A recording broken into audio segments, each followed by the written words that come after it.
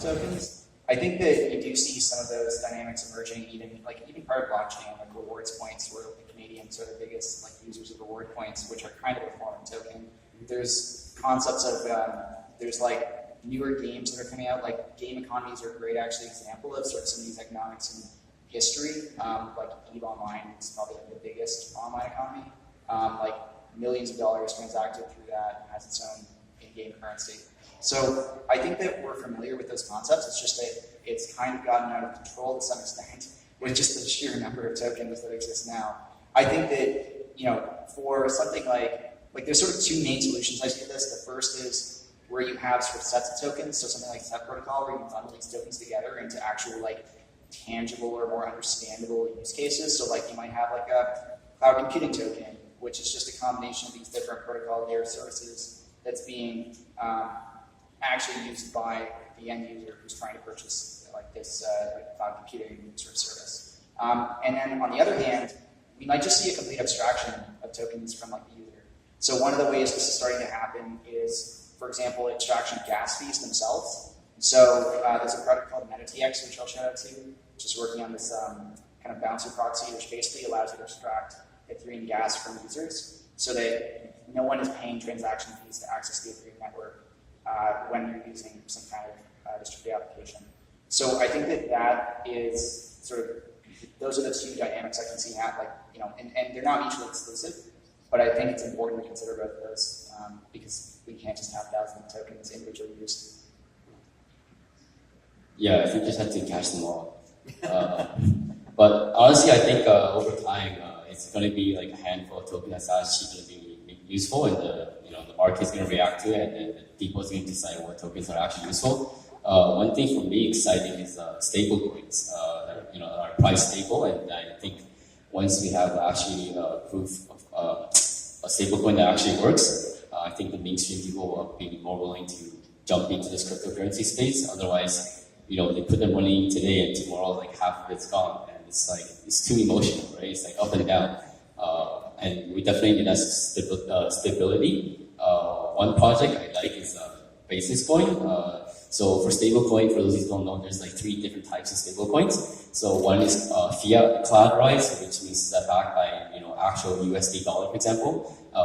Another one is called crypto collateralized, which is backed by crypto. And the third type is called non-collateralized, which is what Basis Coin is. And how they work is basically works based on it's an algorithm. It's basically they mimic the central bank algorithm to basically keep the price stable. So for example, if the price of the coin goes up above $1, that means it's a huge demand and it's not enough supply. So what they will do is they'll mint coins to balance the supply and demand. And if the price goes below $1, that means it's basically it's underpriced. So what they'll do is it's too much supply and not enough demand. So they'll actually burn some coins so that they keep the price stable. So it kind of works like how the way the central bank system works right now. Is the Federal Reserve just decide that print some money based on some economic conditions, GDP, price, consumer index, or whatever the case is.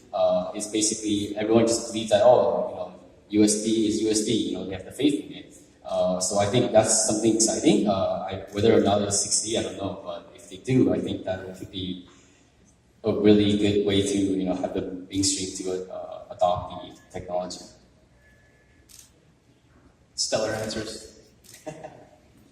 I'm glad you mentioned the stablecoin because I'm Scottish, so essentially I'm pretty cheap, and I've heard about the guy that bought the pizza that's worth $30 million. There's no way I would ever spend any Bitcoin unless I knew it was somewhat stable.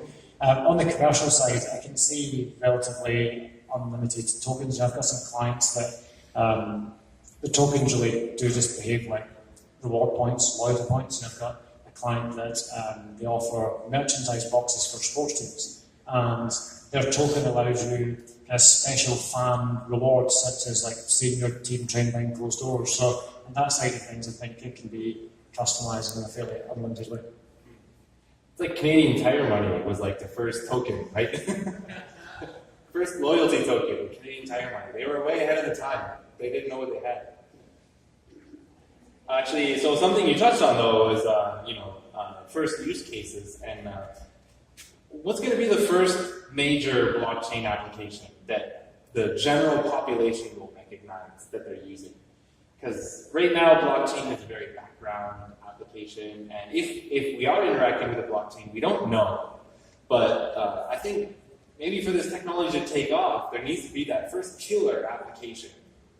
And what do you think is going to be? What do you think is going to be the first introduction to the mainstream for blockchain, other than Bitcoin?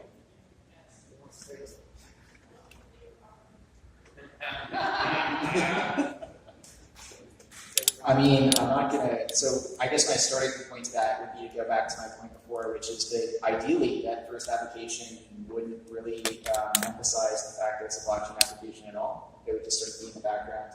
And I think that that's ultimately where a lot of the applications that are being built right now are going, whether that's through creating effectively a standard login that basically connects with the browser wallet versus sort of the browser extension.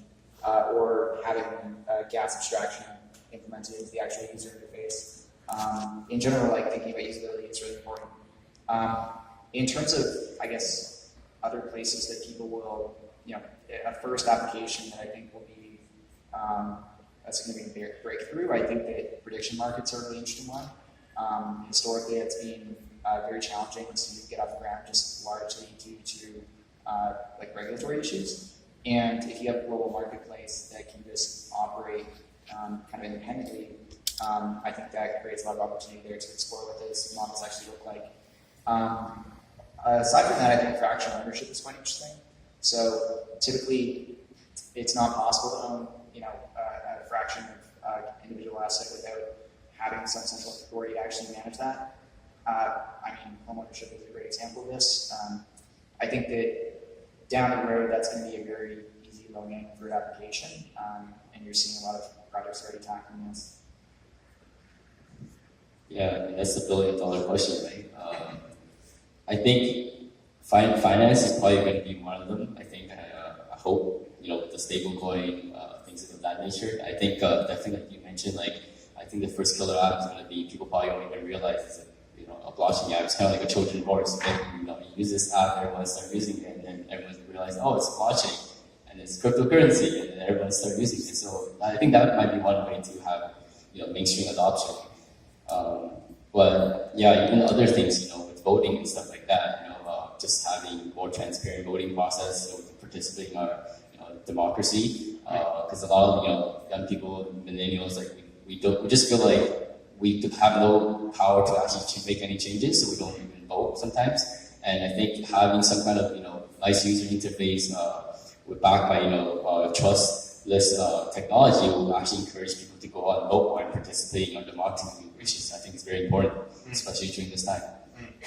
I piggyback on that because I know Nilu has said in some of her previous presentations before, but voting on policy rather than party, which I think was a really interesting thing, right? Like when you vote on a party, it's like voting for a Bell TV plan. Like you want these channels, but not these channels, and you want these channels, but not these channels, but they don't come together. And it's like voting for your political party. Like maybe you like half of it, but you don't like all of it. But maybe with blockchain, we can start voting on policies rather than policy, or policies rather than parties. I'm going to crystal ball a little bit, but actually, I don't know if I want to crystal ball. I'd almost like just to be a contrarian for fun on the stage here. I'll argue that the killer app has already arrived, and that when you look at Bitcoin as what it's done and the level of involvement that it's received as an alternative and as a store of value, and I don't think there's any coincidence that the paper landed around the 2008 time period, and then I'd argue another killer app has emerged, which was a crowdfunding mechanism, much to the all interesting and intriguing new things. This token raising mechanic dealt with some serious problems in the idea of I am somebody who lives anywhere in the world who has a great entrepreneurial idea. How do I get access to capital? And there are people all over the world who can't invest when value creation is really happening, which is pre-IPO. And I realized that, of course, that has brought forward some intriguing frauds, some intriguing challenges that regulatory bodies like the SEC are getting involved in, trying to figure out, okay, well, the world just shifted, like when the internet showed up and Napster was all of a sudden a thing. It all shifted, and there are some real serious opportunities for more equitable wealth distribution and access to value creation opportunities for the average person. So, and the ability for people who are creating things, whether they're musicians or entrepreneurs or writers, journalists, it doesn't matter. Value creators can maybe more directly be compensated without the middleman. So I think those things are already happening. That the killer app has arguably arrived. The killer app is bicentennial tolerance. So I think that it's just to go towards the same point there, like we sort of have this luxury of being in an economy where we don't have to really worry about the way the economy functions, at least at like any kind of catastrophic level. But obviously places like Venezuela don't really have that luxury. So I think that like in that's actually a pretty compelling existing real world case in which having access to a currency or any kind of store, whether it's a store value, whether it's just a way to transact outside of the existing economic system within a given country is extremely important. I thought that was worth sort of touching on. I think it's an interesting viewpoint about the killer app being Bitcoin. There's a lot of economists that say that Bitcoin actually holds more characteristics of money than actual fiat money does. Because it's not backed by gold anymore. They say, well, it is backed by something useful. It's backed by a killer operating system that has so many other applications to it. So there's a lot of people that hold that view. I would like to see it being something to do with unbanked or identities. I think that would be fantastic to see. Whenever you've got regulations involved, it tends to be quite slow-moving. So if I was to crystal ball, I would say it'd be something that would start outside of that. I heard something very interesting today, that apparently from your data plan on your phone, $25 worth of your data is paid for people to advertise to you. So there's advertisers taking your data so they can get information about you to sell things to you. So if you can get some sort of browser on the blockchain that doesn't have a central person that's doing things like that, I could see that taking off pretty quickly. Yeah, I concur that the killer app is already arrived. We can now do micropayments. This was not possible with banking because of high transaction fees and other things, and now with cryptocurrencies you can do that, and you can also, cryptocurrencies are bearer instruments that are owned by the individual who owns the key, the private keys, and basically with Bitcoin, for example, with the Lightning Network, people have the ability to earn interest on their Bitcoin with zero counterparty risk. This has never been possible before in the history of mankind. We've never had an instrument, a financial instrument, upon which we could earn interest without having to trust another party. And I think those kind of opportunities are huge for people who typically don't have access to those kind of services. And that is actually a ton of people in the world, billions of people. I think maybe more than 2 billion people don't have access to financial services. And that's something the developed world, like I said earlier, is taken for granted. That's a big thing. Some people have touched on already, but it's a point that we need to really hit home. Is that, like in North America, some of these use cases don't seem immediately obvious or important to us because we live in a society or a system where we have a relatively high amount of trust in our government and our financial system. We might be skeptical, we might complain, but we're not ultimately as corrupt as what we can imagine in some other countries. And if you think about if you come into one of those countries, some of these use cases about blockchain becomes a little bit more apparent and a little bit more obvious when you think about it from that perspective. Did you have a question? Yes, related to this, from one point of view, you are right. But when I'm talking general population, even the current owners of cryptocurrency, they are not using it. They are hodlers, yeah? We have to be sincere about this, yeah? Ethereum had a success because they launched all these ICOs. So it's not like a real use case. When I talk general population is when an ordinary citizen decides to use a cryptocurrency instead of a credit card? What it will take to reach that level? The question, if I understand it, was that basically right now the currencies are not kind of liquid because people are holding them. The people are holding the currencies, and when is the point in which people are actually going to be using the currencies, like in a more liquid or day-to-day fashion? Is what's right? Yeah, like a credit card. Like a credit card. When can we use it like a credit card? Yeah, I think people will start doing that when it's got stable value, because I don't want to buy a coffee this week that I could buy a car for next week. So, I mean, until you've got relatively stable value, I just don't think that holds any sort of transactional potential. I think cryptocurrency, for example, Bitcoin, will have to become a stable store of value first as a function of all the of a large pool of liquidity and a large market capitalization before it can actually become a medium of exchange, because the stability is provided by the liquidity in the ecosystem and not some sort of artificially governed stability. For example, gold is extremely stable because it's a highly liquid market. There's a lot of people trading it. There's a lot of buyers. There's a lot of sellers. There's a lot of institutional demand and also supply.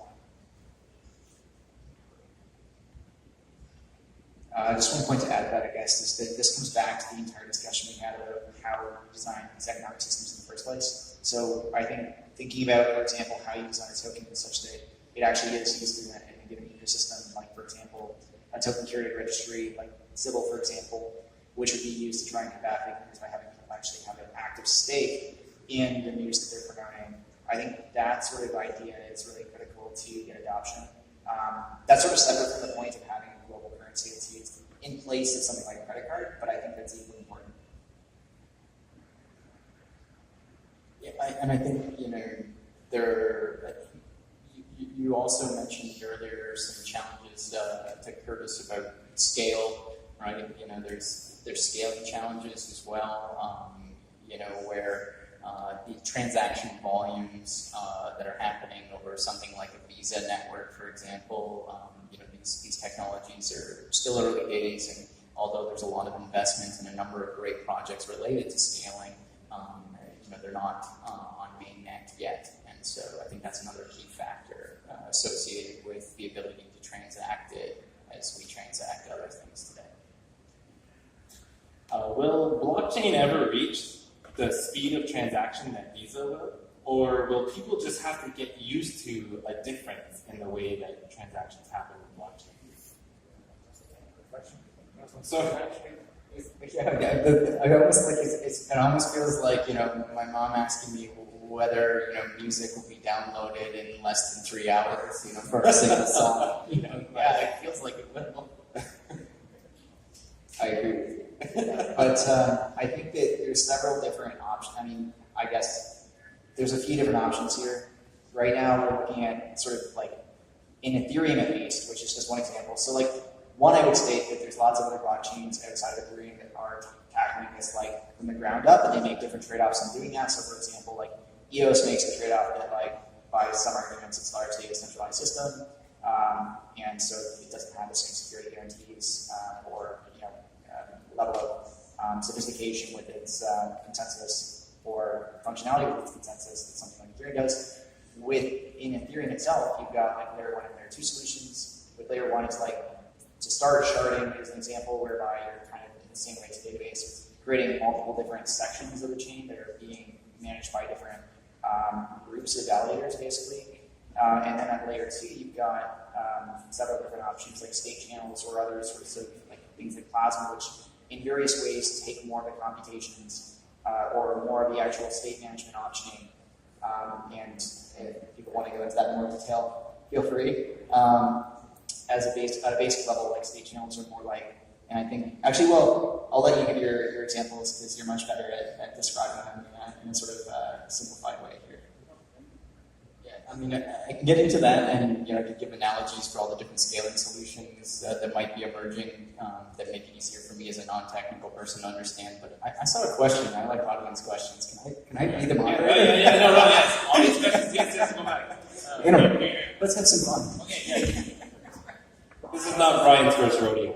I almost forget the question, but I'm thinking about advancing society into a non-transactional way of thinking of each other, and I'm thinking about maybe, is there a way to create a currency that is more valuable if there's not a transaction back, like if it's a giving thing, so that it would incentivize, and people would have more incentive to give for no reason, and that then their giving in that would create the value.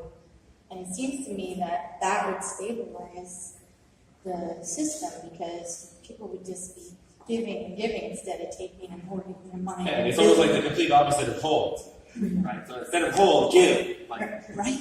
Right? And if Right. people keep giving, it's almost the same as people keep holding. You just keep the cycle going the other way. Would it? Or would it disrupt it to some point? I don't know. It just was curious to me. Yeah, I'm not sure.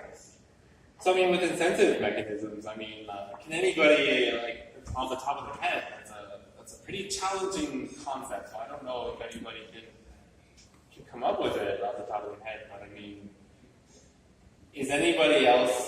Can you think of any other businesses in the industry that are trying to tackle this problem? I mean, I think there's tokens out there that's not purely used for like currencies, like maybe reputation system where you have some kind of centralized authority, maybe, you know, granting like, okay, this person did this task, maybe you get some reputation, so you're inventing new tokens, so it's always, you know, inflating the supply of these tokens. I think something like Steemit, I think they try to do something with that, with some social media stuff. I don't know exactly how the mechanism works, but basically when you write content, you kind of get rewarded with these tokens for producing, adding value. And when you share content, if it's, you know, this article has good value, when it hits the number of shares, you know, becomes a trending topic. And if you're one of the person who was the early guy who shared this post, you also get some kind of reward for like telling people about this. So there are some stuff out there. I think there's some interesting niche cases that these type of tokens could be useful, but I don't know too much about them, to be honest. Yeah, it would have to be the interconnectivity. It's not in individual ways, but the more Right. the more value. Like the whole ecosystem, everyone, you know, tries to like send each other tokens type of thing. Yeah, I think there's some interesting cases out there, but I'm not too sure. Interesting. So we've talked a lot about like the different concepts of blockchain and some of the different big ideas and future cases, but I want to get a little bit more into some of the tangible, real life aspects of blockchain as well. And Graham, you're doing a lot of consulting and advising. So you're coming from BDO, which is a bit of a traditional finance background, but a lot of your clients are coming with blockchain questions. And so in terms of, you know, what are today's businesses looking for in blockchain? What are they asking you? What stage of the project are they when they come to you? What's kind of what do you see from your perspective? So it's very early stage. They've heard of it, but in the last presentation we heard that data is the new oil, and I think that's what's really driving this. I've just moved back to Toronto from Calgary. I had a client in Calgary that does a tech firm for oil and gas, and they collect a whole bunch of data points about drilling wells, and they've realised that they've got this whole host of data that they can use for small contracts. So the way it works right now is it's very expensive to drill a well and have delays on that. And if there's a delay, the conversation, it's a negotiation. It's like, hey, you know, you didn't bring your materials to my site on time, so that cost me X dollars. Let's negotiate what that's going to be. They see real opportunities to digitize everything, using a bunch of the data points they already have, adding to that as well to try and use a blockchain in their business. They only started that particular arm in January of this year, so extremely early stage. And with my other clients, I've got some in the real estate lending sector as well, and they're pioneering some stuff too, but again, super early stage.